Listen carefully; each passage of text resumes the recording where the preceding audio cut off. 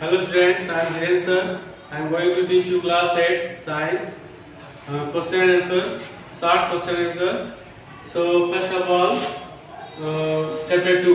हम आज class 8 science chapter 2 का जो short का question answer है उसको करवाएंगे.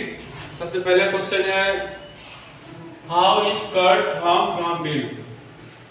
दूध से दही कैसे बनता है? हम बताए थे आपको जो दूध होता है उसमें लैक्टोज शुगर पाए जाते हैं.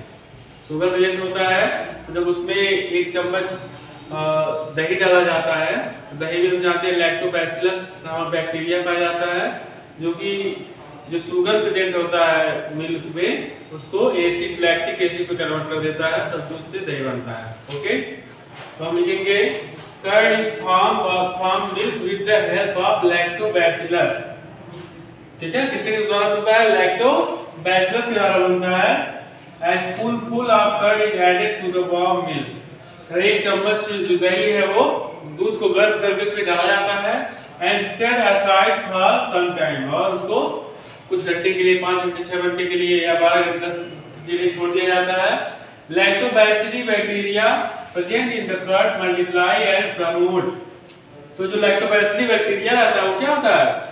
रिप्रोड्यूस होता है, मल्टीप्लाई होता है और प्रमोट होता है तो formation of curd form milk. तो धीरे धीरे वो मल्टीप्लाई होकर के पूरे दूध को वो किसके साथ चेंज कर देता है? दही में चेंज कर देता है. ओके स्टूडेंट्स, क्वेश्चन नंबर 2 है what is fermentation? Name the microbe which cause fermentation. Fermentation या किण्वन क्या होता है? उस माइक्रो ऑर्गेनिज्म का नाम बताइए जो कि फर्मेंटेशन को करता है. तो उस माइक्रो ऑर्गेनिज्म का नाम है ईस्ट. तो क्या कहते हैं? ईस्ट या खमीर कहते हैं. When yeast is added to the sugar, it reproduces rapidly using sugar as food and converts the sugar into carbon dioxide and alcohol during respiration. This process is called fermentation. जब east को डाला जाता है sugar में तो उसमें it reproduces rapidly है, जल्दी से रिप्रोड्यूस होता है. रिप्रोड्यूसेस मतलब जल्दी से यह रिप्रोड्यूस होता है, अपनी संख्या को बढ़ा लेता है using a sugar as food. Sugar food के रूप में प्रयोग करके and convert the sugar into carbon dioxide. Sugar को कन्वर्ट कर देता है कार्बन डाइऑक्साइड में एंड अल्कोहल ड्यूरिंग रेस्पिरेशन, और उसको शुगर को अल्कोहल में बदल देता है रेस्पिरेशन की क्रिया में. This process is called fermentation. This process is called fermentation and name of microorganism is yeast. कौन सा माइक्रोऑर्गेनिज्म होता है? yeast होता है. ओके,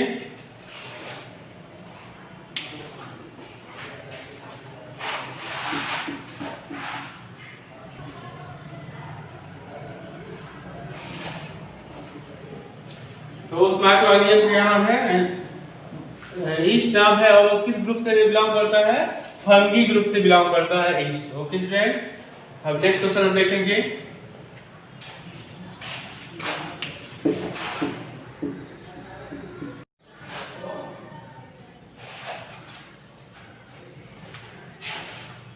हेलो स्टूडेंट्स, अब हम क्वेश्चन नंबर 3 देखेंगे. क्वेश्चन नंबर 3 है how do leguminous plant able to increase soil fertility.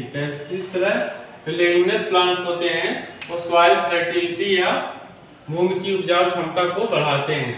तो हम जानते हैं लेग्यूमिनस प्लांट है राइजोबियम बैक्टीरिया. लेग्यूमिनस प्लांट में राइजोबियम बैक्टीरिया होता है present in the root noodles of leguminous plant, क्योंकि रूट नूडल्स जो होते हैं लेग्यूमिनस प्लांट्स के उसमें प्रेजेंट होते हैं. They convert atmospheric nitrogen into simple nitrogen compound. तो जो राइजोबियम बैक्टीरियम होते हैं वो एटमॉस्फेरिक नाइट्रोजन जो वातावरण का नाइट्रोजन है उसको कन्वर्ट कर देते हैं सिंपल नाइट्रोजन कंपाउंड में. जिसे कन्वर्ट कर देते हैं सिंपल नाइट्रोजन कंपाउंड में कन्वर्ट कर देते हैं which can easily absorbed by the plant, जो कि प्लांट के द्वारा आसानी से अवशोषित किया जा सकता है. From the soil and increase soil fertility. इस तरह जो सॉइल फर्टिलिटी है या भूमि की उपजाऊ क्षमता है वो बढ़ जाती है. अगला क्वेश्चन देखिए name the 2 microorganism which keep the environment clean by decompose dead organic waste of plant and animal. ताकि उस माइक्रोऑर्गेनिज्म का नाम बताइए जो वेस्ट प्लांट और एनिमल्स होते हैं उनको डिकम्पोज कर लेते हैं या अपघटित कर देते हैं। उनका नाम क्या है? Fungi and bacteria. क्यों है? फंगी और बैक्टीरिया क्या करते हैं? वो डिकम्पोजिशन का काम करते हैं। ओके, वो प्लांट और एनिमल का जो वेस्ट है उसको क्या करते हैं? डिकम्पोज कर देते हैं। अगला है व्हाट इज वैक्सीनेशन। वैक्सीनेशन या टीकाकरण क्या होता है? तो हम सभी जानते हैं, हमें बचपन में कई सारी बीमारियों से, पोलियो से या अन्य बीमारियों से बचने के लिए टीका लगाया जाता है, क्योंकि सरकार द्वारा मुफ्त लगवाया जाता है। हर सामुदायिक स्वास्थ्य केंद्र पे टीकाकरण की व्यवस्था होती है। तो और जो गांव की आशा बहुएं हैं वही जा के गांव में हर घर पे टीका लगाती हैं या सार्वजनिक रूप से भी टीकाकरण किया जाता है। वही है कि टीका क्या होता है। हम सभी जानते हैं कई सारी वायरस की बीमारियां होती हैं। तो ये बीमारियां अगर हमें हो गई तो हमारे पूरे जीवन में उसका असर रहता है। हमारा कोई हाथ अपंग हो सकता है, पैर अपंग हो सकते हैं, या कई तरह की जो वायरस संबंधी बीमारियां हैं वो हमसे हम ग्रसित हो सकते हैं। तो टीकाकरण में जैसे जब कोई माइक्रोऑर्गेनिज्म हमारे बॉडी के अंदर इंटर करता है तो हमारा शरीर एंटीबॉडीज उत्पन्न करता है। क्या उत्पन्न करता है? एंटीबॉडीज जो कि उन रोगाणुओं से लड़ती है। तो ये जो टीकाकरण होता है इसमें टीका वैक्सीन के द्वारा वैक्सीन हमको दिया जाता है। तो वैक्सीन हमारे एंटीबॉडीज को बढ़ाता है, हमारे इम्यून सिस्टम को, हमारी प्रतिरोधक क्षमता को बढ़ाता है। तो उसी को क्या कहते हैं? वैक्सीनेशन कहते हैं। तो बस डिफिनेशन लिखेंगे, vaccination is the administration of a vaccine to help the immuno system develop protection from disease. मतलब ऐसा टीका जो हमारे शरीर को डिजीज से या बीमारियों से लड़ने की क्षमता पैदा करता है उसको हम क्या कहते हैं? वैक्सीनेशन कहते हैं।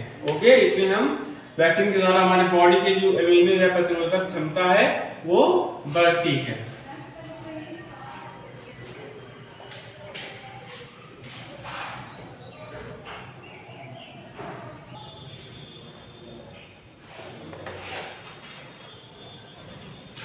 हेलो स्टूडेंट्स, अगला 2C का क्वेश्चन, कुछ दो क्वेश्चन छूट गए थे C वाले का। C का दूसरा और तीसरा जो क्वेश्चन है वो छूट गया था, तो उसको हम फिर से करवा दे रहे हैं। What is food poisoning. Food poisoning क्या होता है?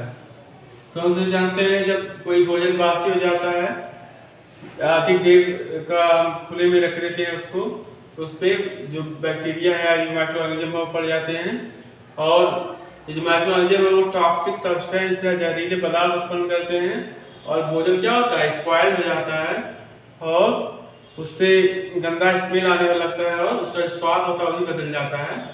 तो वह फूड पॉइजनिंग कहलाता है। ओके, अगर वो भोजन को हम करते हैं तो वो हमारे लिए जानलेवा हो सकता है।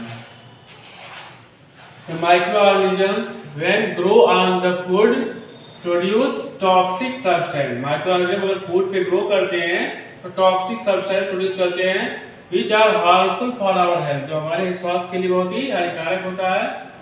These toxic substances make food poisonous. ये टॉक्सिक सब्सटेंस फूड को क्या बनाती है? पॉइजन बना देती है। It gets spoiled, यह क्या होता है? खराब हो जाता है। The spoiled food gives foul smell, और क्या होता है? फाउल स्मेल देता है। Its color and odor change, इसका रंग और स्वाद भी चेंज हो जाता है। And cause serious illness, और इससे इलनेस भी हो सकती है। This is called food poisoning. इसको क्या कहते हैं? फूड पॉइजनिंग कहते हैं। अगला है What is called food preservation. Food preservation क्या होता है? खाद्य संरक्षण। खाद्य संरक्षण क्या होता है?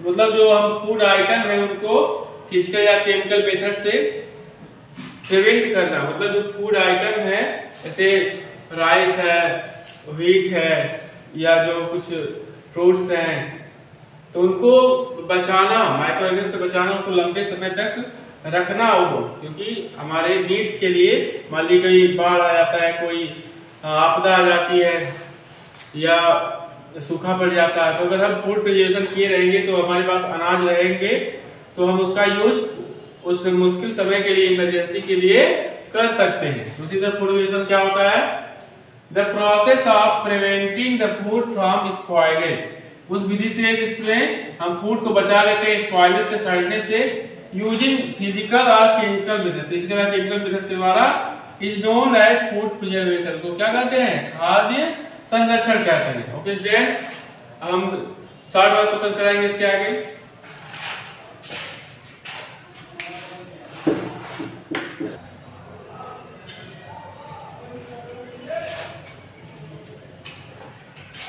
हेलो स्टूडेंट्स, अब क्वेश्चन ई का जो पहला क्वेश्चन है देखिए, पहला क्वेश्चन है what is pasteurisation, at what temperature milk is boiled during pasteurisation.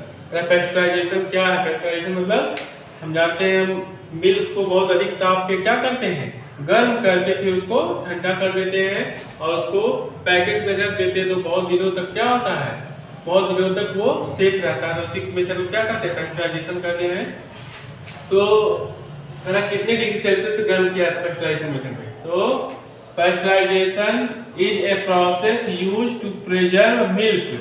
Pasteurisation ऐसा प्रोसेस है जो मिल्क को क्या रखता है, प्रिजर्व, संरक्षित रखता है फ्रॉम स्पॉइलेज, स्पॉइलेज से। इन this method milk is heated at about 70 degree Celsius for 15 to 30 minute. तो इस प्रोसेस में मिल्क को 70 डिग्री सेल्सियस पे 15 या 30 मिनट के लिए बॉयल करते हैं, and chilled and stored in satellite बोतल और पाउच, उसको स्टोर कर लेते हैं किसमें, बोतल या पाउच में। तो दूसरा क्वेश्चन क्या है, what is vaccine, explain it's working. तो वैक्सीन क्या होता है, इसका वर्किंग को आप एक्सप्लेन करिए। तुम जानते हैं वैक्सीन क्या होता है, वैक्सीन मतलब टीका, टीका जानते हैं आप लोग। टीका एक स्मॉल डोज होता है जो कि इंजेक्शन के द्वारा हमें दिया जाता है, और जब वो दिया जाता है तो हमारे शरीर में एंटीबॉडीज उत्पन्न करता है। तो एंटीबॉडीज क्या करती है, माइक्रोब्स के ग्रोथ को रोकती है। तो जो एंटीबॉडी होती है हमारे शरीर में लंबे समय तक विद्यमान रहती है। जब भी कोई डिजीज कॉजिंग माइक्रोब्स हमारी बॉडी के अंदर इंटर करने का कोशिश करता है, तो ये एंटीबॉडी से फाइट करती है, उन्हें किल कर देती है या हरा देती है। तो इसलिए हमें वैक्सीन को नियमित रूप से लेना चाहिए, क्योंकि कुछ ऐसे बिलीफ या कुछ ऐसे मान्यताएं हैं, कुछ लोग वैक्सीन लेने से क्या करते हैं, कतराते हैं। तो उनको, लेकिन वैक्सीन क्या करना चाहिए, उनको टेक करना चाहिए, क्योंकि वैक्सीन को टेक करना एक डिजीज से सुरक्षित रहने का सबसे अच्छा तरीका है। तो vaccine is a small dose of dead and weakened disease causing microbes which is used to simulate immune response to body working मतलब काम कैसे करता है। When vaccine introduced in the body of a healthy person orally or by injection, the body of the person protect antibody, produces antibody, जो body होता है person का antibody produce करता है अगेंस्ट these introduced microbes, उन microscope के against these antibody remain in the body. शायद दिखाई नहीं दे रहा होगा, फिर से हम वहां से कर दे रहे हैं।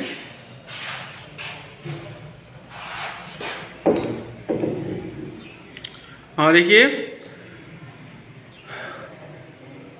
The person produce antibodies against the introduce microbes, these antibodies remain in the body and fight against the same microbes and kill them if they happen to enter in the body in the future। Okay, तो यह vaccine का working हो गया और ये vaccine का definition हो गया। Okay student,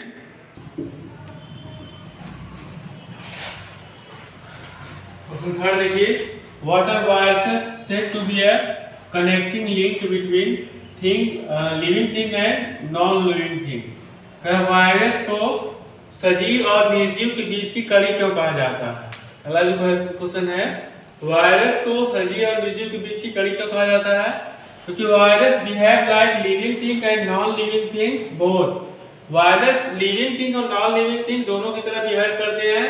so they are said to be a link between living thing and non living thing, इसलिए उनको लिविंग थिंग और नॉन लिविंग थिंग के बीच क्या कहा जाता है? लिंक कहा जाता है या जोड़ या कड़ी कहा जाता है। अगला क्वेश्चन है what are advantages of food preservation? खाद्य संरक्षण का क्या लाभ होते हैं? तो here are several advantages of food preservation. खाद्य संरक्षण के कई लाभ होते हैं। पहला, food preservation ensure the availability of stored food item. मतलब फूड प्रिजर्वेशन से हम जानते हैं फूड प्रिजर्वेशन में कई मेथड होते हैं, कैनिंग के द्वारा या पेस्चराइजेशन के द्वारा या केमिकल ऐड करके हम क्या करते हैं, हम फूड आइटम को लंबे समय तक रख सकते हैं। जैसे हम लोग अचार या मुरब्बे को नमक या ऑयल मिला करके रख देते हैं और वो लंबे समय तक चलता है। और जो फूड आइटम है जैसे कुछ हमारे जैम जेली है उसमें हम सोडियम बेंजोएट में मिला देते हैं तो भी लंबे समय तक चलता है। या हम अपने सियोल्स में या भंडार गृह में जो अनाज रखते हैं उसमें कुछ दवाई मिला देते हैं तो उसमें माइक्रोब्स नहीं बढ़ते हैं और वो लंबे समय तक चलता है। तो अगर ये जो फूड प्रिजर्वेशन या खाद्य संरक्षण नहीं किया जाता है तो भविष्य में संकट उत्पन्न हो जाएगा। जैसे मान लीजिए कोई आपदा आ गया, कोई इमरजेंसी आ गया, जैसे बाढ़ आ गया या सूखा पड़ गया तो पता चला कि लोग खाने के बिना मर जा रहे हैं।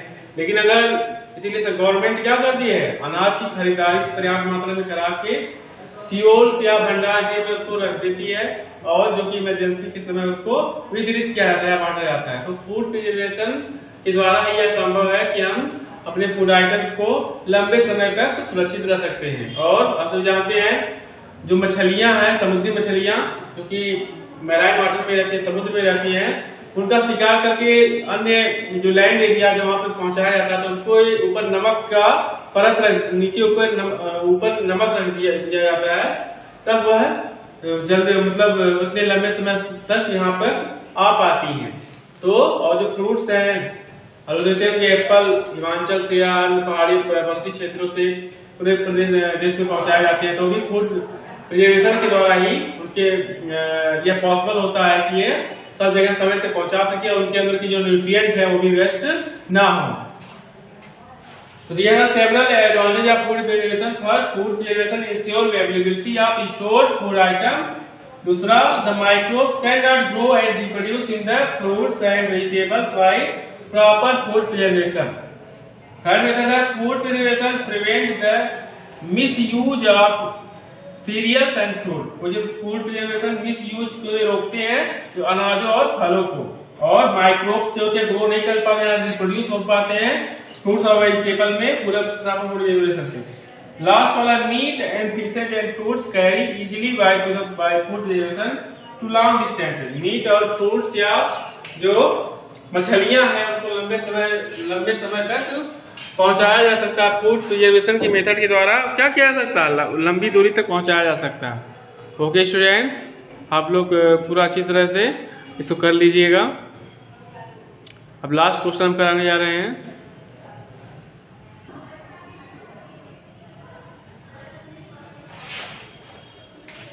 स्टूडेंट्स, क्वेश्चन है name the disease caused by each of the following. उन डिजीज का नाम बताइए जो कि प्रोटोजोआ बैक्टीरिया और वायरस के द्वारा होती हैं। तो प्रोटोजोआ के द्वारा मलेरिया होता है, बैक्टीरिया के द्वारा कॉलरा होता है और वायरस के द्वारा क्या होता है, हेपेटाइटिस बी होता है। ओके स्टूडेंट्स, इसको आप राइट कर लीजिएगा। अब लॉन्ग क्वेश्चन का नंबर है।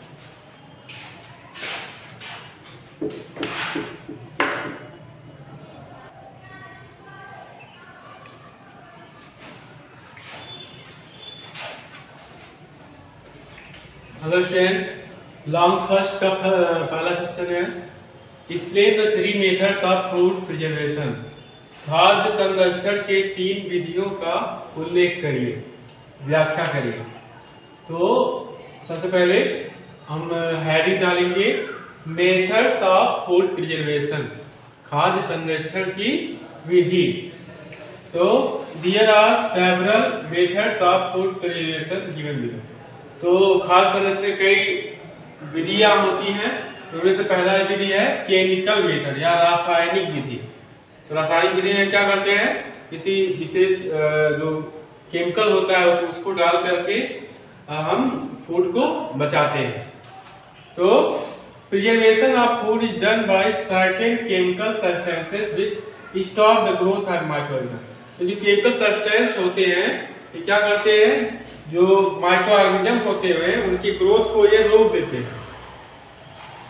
Such chemical substances are known as fruit preservative. उनको क्या करते हैं, ऐसे केमिकल सब्सटेंस को फूड प्रिजर्वेटिव या खाद्य संरक्षक करते हैं। क्या कहते हैं, खाद्य संरक्षक। एग्जाम्पल इसका sodium benzonate is used for fruits and juices. Sodium benzonate का प्रयोग किसमें होता है, फ्रूट के लिए होता है और जूस के लिए होता है। Okay friends. और दूसरा है preservation by common salt.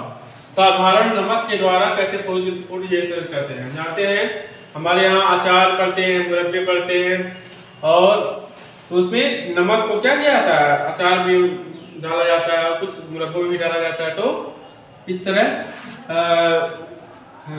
Common salt द्वारा हम फूड प्रिजर्वेशन करते हैं।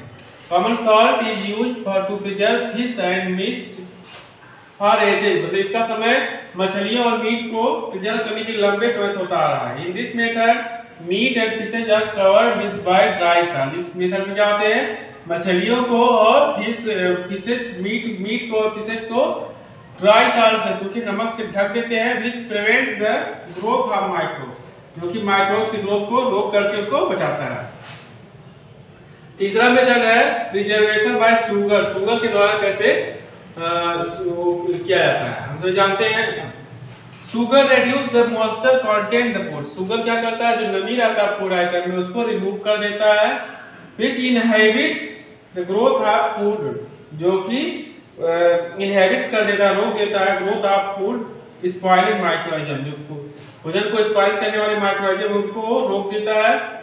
सच एज बैक्टीरिया, जैसे बैक्टीरिया हो गया, जैम हो गया, जेली हो, बैक्टीरिया हो गया, जैसे बैक्टीरिया माइक्रोऑर्गेनिज्म है। तो इसकी एग्जांपल क्या है, जो जैम होते हैं, जेली होते हैं, मुरब्बे होते हैं, और प्रिजर्व बाय शुगर, वो शुगर के द्वारा प्रिजर्व किए जाते हैं। Okay friends.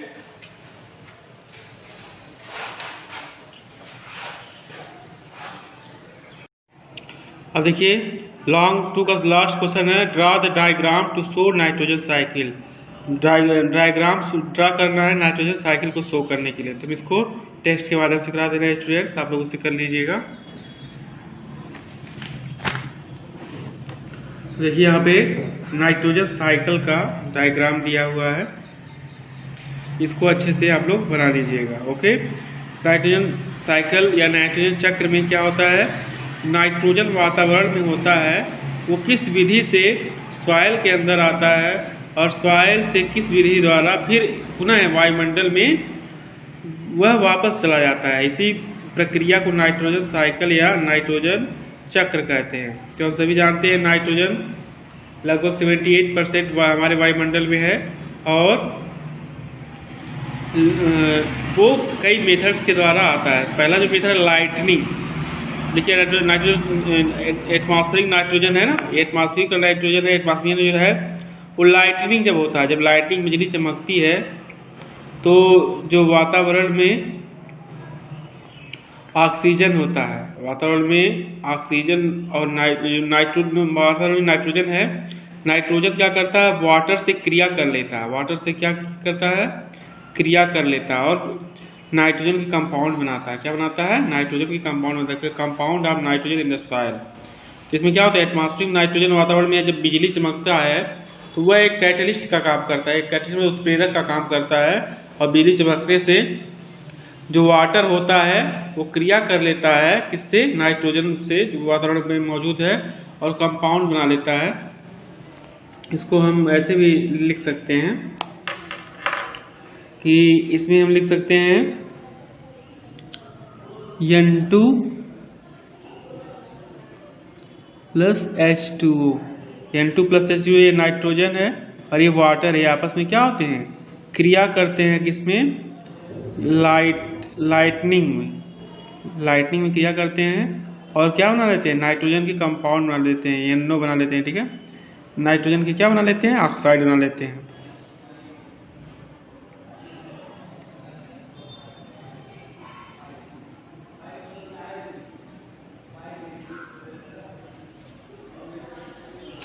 तो इस तरह अब देख रहे हैं ना, नाइट्रोजन और वाटर मिलते हैं तो क्या करते हैं, क्रिया कर लेते हैं और नाइट्रोजन के कंपाउंड बन जाते हैं, compounds of nitrogen in the soil, और सॉइल के अंदर बन जाते हैं नाइट्रोजन के कंपाउंड NO2 बन जाते हैं। अब देखिए, और दूसरा क्या है, जो एटमॉस्फेरिक नाइट्रोजन है वो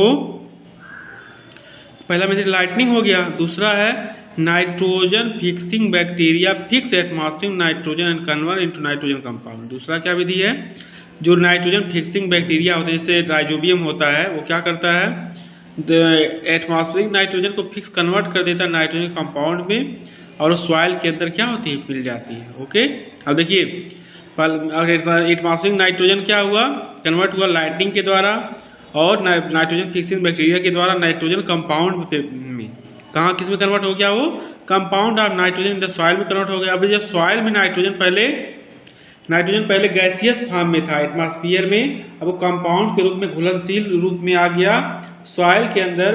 अब उस घुलनशील रूप को कौन करे, एब्जॉर्ब बाय प्लांट, वो प्लांट के द्वारा एब्जॉर्ब हो जाएगा। प्लांट के द्वारा क्या होगा, एब्जॉर्ब हो जाएगा। तो प्लांट के द्वारा ये एब्जॉर्ब हो जाएगा तो उसको प्लांट एनिमल खा लेंगे। उसको क्या खा लेंगे, एनिमल ईट प्लांट। एनिमल में जो जानवर है वो भी हो सकते हैं, ह्यूमन बीइंग भी हो सकते हैं, क्योंकि हम लोग भी प्लांट्स को ईट करते हैं। ओके, तो एनिमल्स ईट प्लांट, एनिमल ने प्लांट को खा लिया। अब क्या हुआ, nitrogenous wastage due to creation death or decay. तो अब ये नाइट्रोजन का जो कंपाउंड था, नाइट्रोजन एनिमल के बॉडी के अंदर प्रवेश कर गया। पहले प्लांट में गया, सॉइल से प्लांट में गया, प्लांट से एनिमल बॉडी में चला गया।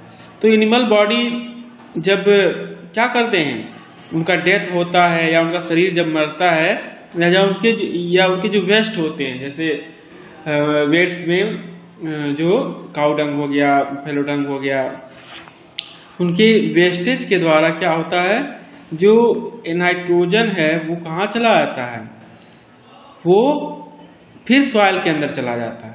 वो फिर कहाँ चला आता है, प्लांट के अंदर, देखिए फिर सॉइल के अंदर चला गया।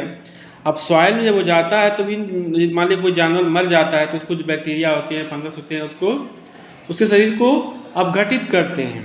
तो वो क्या करते हैं, उसको अपघटित करते हैं। तो वो क्या करते हैं, वो जो फ्री लिविंग बैक्टीरिया होते हैं वो जब अपघटित करते हैं तो नाइट्रोजन पूरे उनके शरीर से गैसियस फॉर्म में हो जाता है, जिसको डिनाइट्रिफिकेशन कहते हैं। क्या कहते हैं, जिसको डिनाइट्रिफिकेशन कहते हैं। Denitrifying bacteria turn compound of nitrogen into gaseous nitrogen. तो अब यहाँ जो कंपाउंड ऑफ नाइट्रोजन है, तो जो डिनाइट्रिफाइंग बैक्टीरिया से एक्टोबैक्टर हो गए, वो क्या करता है, अब वह कंपाउंड को, जो नाइट्रोजन कंपाउंड उसको टर्न कर देता है गैसियस फॉर्म में। तो आप देखें एटमॉस्फेयर में नाइट्रोजन था, अब इन विधियों द्वारा क्या हो गया, पुनः वो एटमॉस्फेयर में आ गया। पहले मतलब लाइटनिंग के द्वारा और बैक्टीरिया के द्वारा कंपाउंड के रूप में सॉइल में आया, सॉइल के द्वारा प्लांट में एब्जॉर्ब हुआ, प्लांट के द्वारा एनिमल उसको खा गए, फिर एनिमल जब डेथ हो गया उनका या उनके वेस्ट के द्वारा, फिर वो कंपाउंड फिर सॉइल में आ गए। लेकिन वहाँ पे जो डिनाइट्रिफाइंग बैक्टीरिया है वह उस कंपाउंड को, नाइट्रोजन कंपाउंड को पुनः चेंज कर देते हैं नाइट्रोजन गैस में। समझ गए ना। इसीलिए जो नाइट्रोजन की परसेंटेज है वातावरण में वो हमेशा समान बना रहता है, क्योंकि नाइट्रोजन घूम फिर के वायुमंडल में पुनः वापस आ जाता है। तो आप लोग इस फिगर को अच्छे से बना लीजिएगा और जिस जैसे से लिखा है उसे एक्सप्लेन कर दीजिएगा। ओके स्टूडेंट, ये लास्ट क्वेश्चन था चैप्टर 2 का। अब चैप्टर 2 के सभी क्वेश्चंस कंप्लीट हो गए हैं। आप लोग अच्छे से अपना क्वेश्चन राइट करिएगा और लर्न करिएगा। और स्टूडेंट्स, आपको फाइल वर्क के लिए एक्टिविटी 2 और एक्टिविटी 3 आपको करना है। फाइल वर्क में चैप्टर 2 में एक्टिविटी 2 और एक्टिविटी 3 होमवर्क है, आप लोग इसको करिएगा। एक्टिविटी 2 में देख लीजिए, to observe the increase of volume of dough by adding east.